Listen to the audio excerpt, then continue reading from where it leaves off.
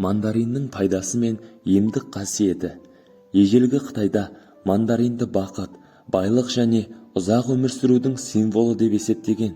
Сол үшін де олар қонаққа бара жатып мандаринді сыйлыққа алатын болған. Өз кезегінде үй иесі де кетіп бара жатқан қонағына осы жемісті сыйлаған. Мандарин сөзі Қытай тілінен аударғанда бай адам деген мағынаны береді екен. Португалдар Қытай шонжарларын мандариндер деп атаған екен.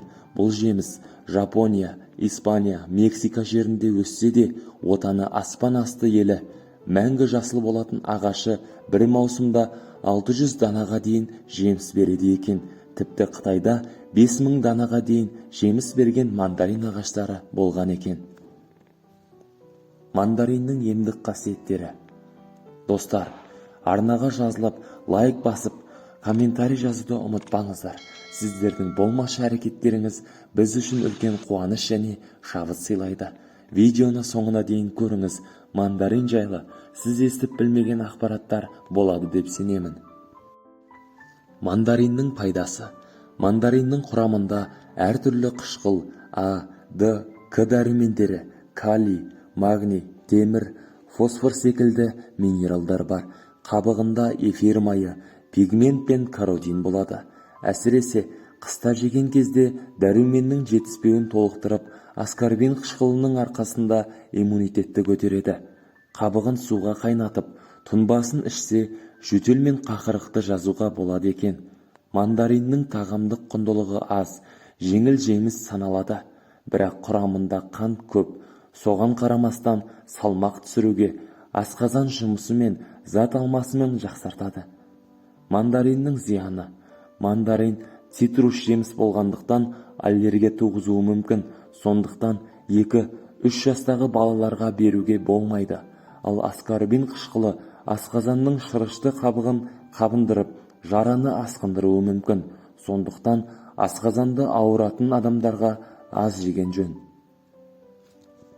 Сондай-ақ мандаринді гепатит пен холецистит және нефрит ауруына шалдыққандарға жеуге болмайды. Көп жеген мандариннің каротині мен А дәрумендері бауырға салмақ түсіріп, бауыр ауруларын асқындыруы мүмкін. Мандаринді неге көп жеуге болмайды? Дәрігерлер мандаринді шектен тыс жеу аллергияның пайда болуына алып келетінін айтады. Яғни іш кеуіп, асқазан, ішек жолы созылмалы аурулары асқынуы мүмкін. Себебі оның құрамында жасынық көп. Диетологтар мандаринді кешкі сағат 5-ге дейін жеуге кеңес береді. Ең маңыздысы, оны аш қарынға жеуге болмайды екен.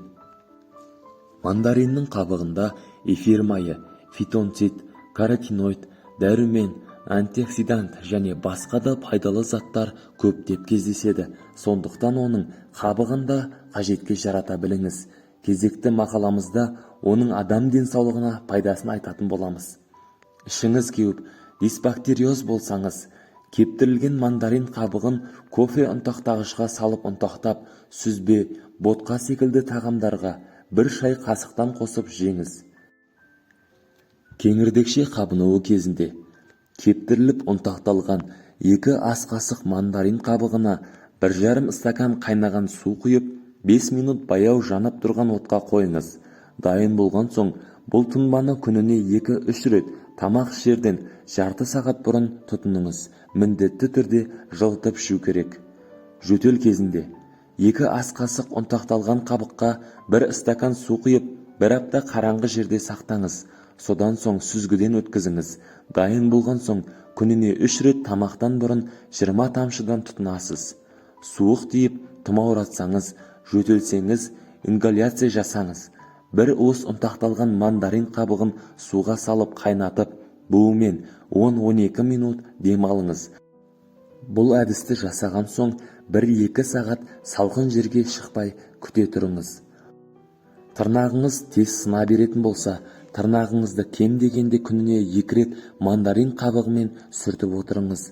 Шаршағанда, жүйке жүйеңіз жұқарып, күйзеліске түскенде, ұсақ-ұсақ туралған мандарин қабығын көлемі шамамен 10-7 сантиметр болатын матадан түгілген қапшыққа салып өзіңізбен бірге алып жүріңіз. Егер жоғарыда айтылғандай жағдайлар болса, қапшықтағы мандарин қабығының хош иісімен дем алыңыз. Мандариннің пайдалары қандай? Қанды тазалайды, жүрек пен тамыр ауруларына қарсы қорғаушы, холестеринді және жоғарғы қан қысымын түсіруге көмектеседі. Қан тамырдың қатаю және сал ауруларына пайдалы болып келеді. Жүйкені тыныштандырады. Кешкі астан кейін 1-2 дана желінсе, ұйқысыздық ауруына пайдалы екен. Иммунитетті күшейтеді. Жөтелге, тұмауға қарсы пайдалы. Ас қорытуды жақсартады. Теріні тазартады. Микробтарды жойып, асқазанды жұқпалы аурулардан сақтайды. Шөлді жақсы қандырады. Қан айналым жүйесін жақсартады. Мандаринді жеміс күйінде және тосап күйінде жеуге болады. Қабықтарынан эфир майы жасалынады екен. Қабықтарын үккіштен өткізіп, кекс, торт секілді тәтті тағамдарға қосылып пісіріліп желінсе, жүрек және қан тамырлары ауруларына пайдалы болып келеді. Мандарин мәйегінің 89,7% судан, қалған 11,3% қан қышқылдар, пектин, минералды тұз, эфир майы мен дәрумендерден тұрады екен. Бұл цитрусты жемісте дәрумендер қоры жетерлік. Әсіресе онда С дәрумені мол десек болады.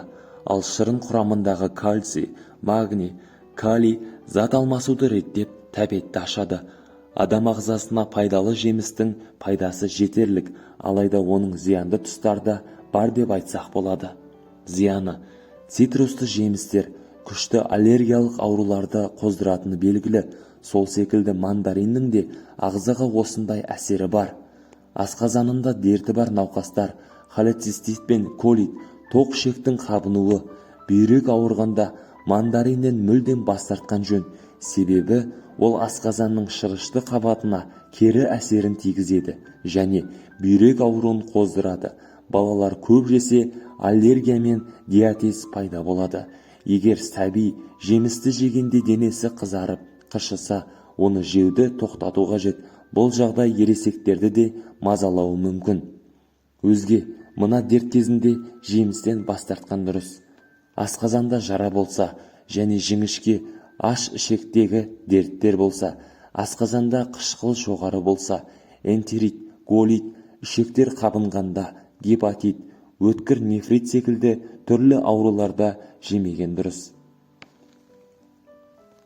Жемістің қабығы мен ақ торламалары да пайдалы тұстарымен ерекшеленеді. Мәселен, қабығында эфир майы, органикалық қышқыл, каротин, С дәрумені, ал ақ торламада қан тарататын, тамыр жолдарына жақсы әсер беретін гликозид бар. Мандарин қабығынан алынған майды шаншығанда және іш желденгенде балаларға пайдалануға болады. Майды ішпейді, ауырған жерге жағып, жеңіл уқалап массаж жасаса жазылуы мүмкін. Мандарин қабығынан дайындалған шай жүйке жүйесін тыныштандырады, әрі демікпе мен бронхыға таптырмас ем болып табылады. Қабығынан дайындалған тұнбаны балалар суықтағанда пайдаланған дұрыс. Тұнба жөтелді басып, қақырықты шығарады. Мандарин шырынын жүйелі түрде ішсе, ағзаға өте пайдалы. Ас қорыту процесін жеделдетеді.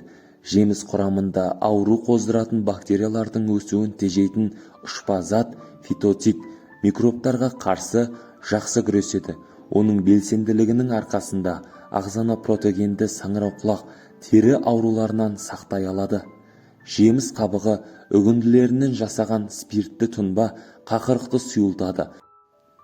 Мандаринді молынан шырынын ішсе, ішектегі құрт ауруларының алдын алуға мүмкіндігіңіз болады.